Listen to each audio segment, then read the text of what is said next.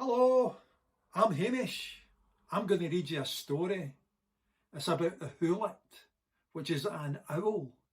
And it's a very old story. It's from a book, 600 years old. But I've written a wee poem about it. And it's called The Buke of the Howlat.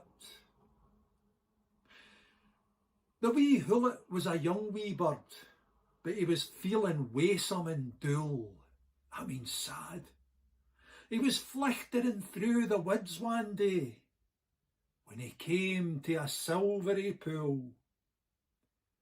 The Howlat keeked in the silvery pool and he saw his ain wee face.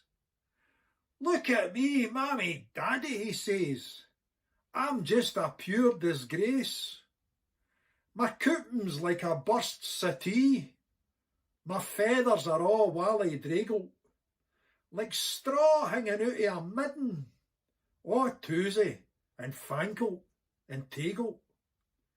This isna recht," says the Howlat. "This isna fair at all. How come I look sae hackit when all the other birds look sae braw?" So the Howlat went to the pea-jock, with struts on the great castle wall, and hoots up, "Hoo-hoo, hoo-hoo, here, bonny pea-jock, you're the wisest bird of them all. So maybe you'll answer my question, frae wee Jenny Wren to the craw. How come I look sae hackit when all the other birds look sae braw?"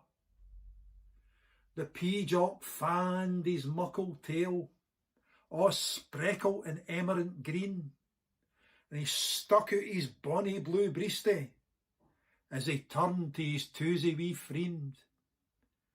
"Ah, you're a fairly looking wee crater, gey doony and course-richt enough, but yon's ane of the maist unco questions that I've ever heard in my puff.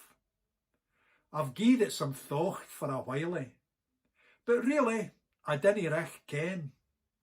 So we maybe should gather all the birdies, frae craw to the wee Jenny Wren, and we'll cry them all here to the castle, and we'll speer to the birds ane and a'.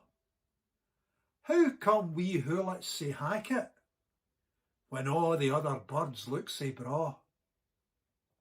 So the pea-jock cried on the curlew, and he gave them some ink and a book to start screeving out invitations with his fine muckle neb like a hook.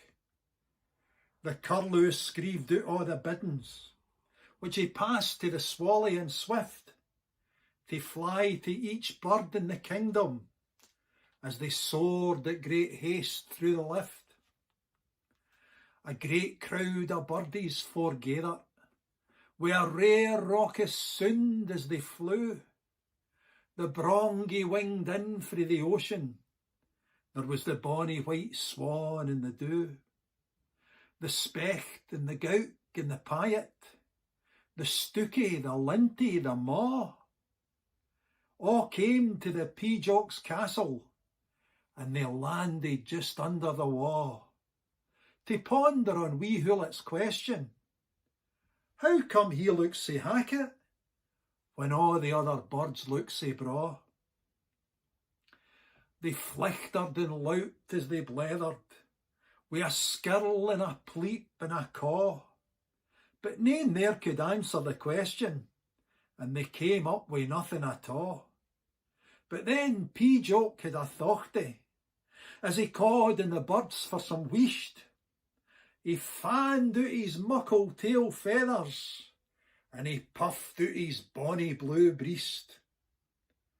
"Let each birdie tak out a feather," says he, "as I'll tak out a feather of mine. Then we'll put them in wee Howlat's plumage, to mak 'em all gauzy and fine." So each birdie plucked out a feather, to make Howlat eesome and hale, and stuck them all ower his body, frae his head to his wings to his tail. Wee Howlat went to the burnside, and he keeked in the silvery pool, Michty me, I'm a smasher, he says. I'm gallus, I'm handsome, I'm cool. I'm the bonniest bird in the kingdom, frae the bush to the top of the tree.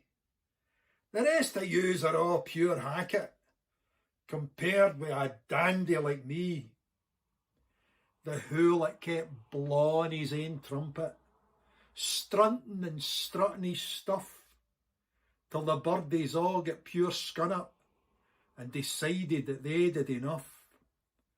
That's it, they says, you're a wee chancer, and we're getting sick of your crack. We gied you our feathers to help you. Now we're taking our feathers all back. So the birdies surrounded the Howlat and took back the feathers they'd gied, to leave him all toosy and taggled, frae his tail to his wings to his head.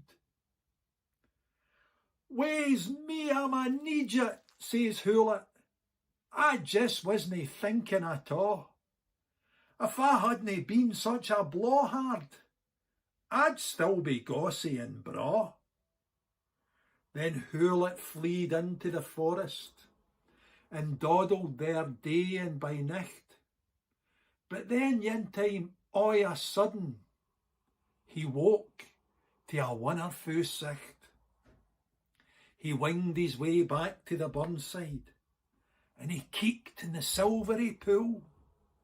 His breast was as white as the pure driven snaw, and his een was like twa sparkling jewels. His face was strang and wise-like, as eesome as any had seen. His wing feathers gowden wi' black and white spots, as they loud wi' a magical sheen.